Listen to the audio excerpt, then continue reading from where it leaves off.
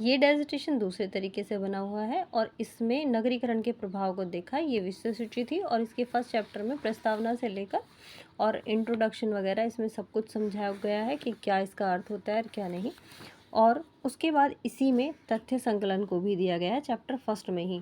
पहले ये सारी चीज़ें चैप्टर दूसरे चैप्टर में था, उद्देश्य और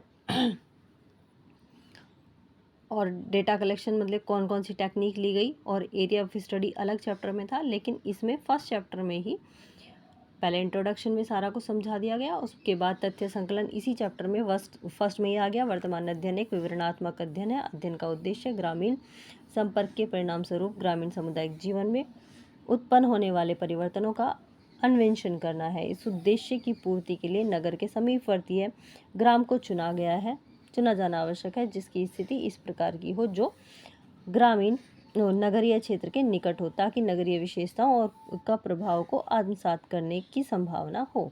तो इस तरह से इस मानदंड को ध्यान में रखते हुए वर्तमान अध्ययन निमित्त हापुड़ नगर के समीपवर्तीय अनवरपुर ग्राम का चयन किया गया।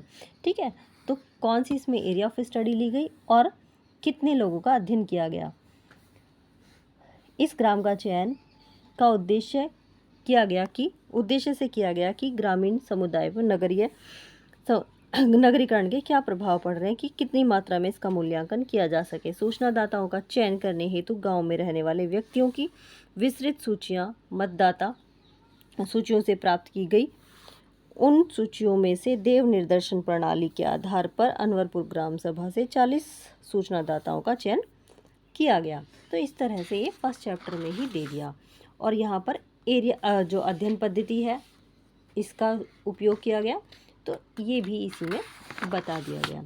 एरिया ऑफ स्टडी ये भी फर्स्ट चैप्टर में ही आ गया। इसमें तथ्यों का वर्गीकरण और सारणीकरण, ठीक है, और इम्पोर्टेंस ऑफ द स्टडी, अध्ययन का महत्व क्या है वो भी बताया गया फर्स्ट चैप्टर में ही। इसमें बहुत सारा जो वर्क है वो फर्स्ट चैप्टर में ही कर दिया गया।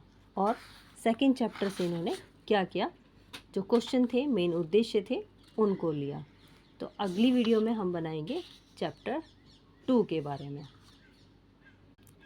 5-6 डिसर्टेशन है जो मैं इस पर डालूँगी इस चैनल पे, तो इसीलिए फॉलो करो कि किस तरीके से डिसर्टेशन बनता है, किस तरह से साहित्य को इस पर डाला जाता है, वो सारी की सारी चीज़ें, और कैसे टैबुलेशन होता है अगली वीडियो में इसकी हम चर्चा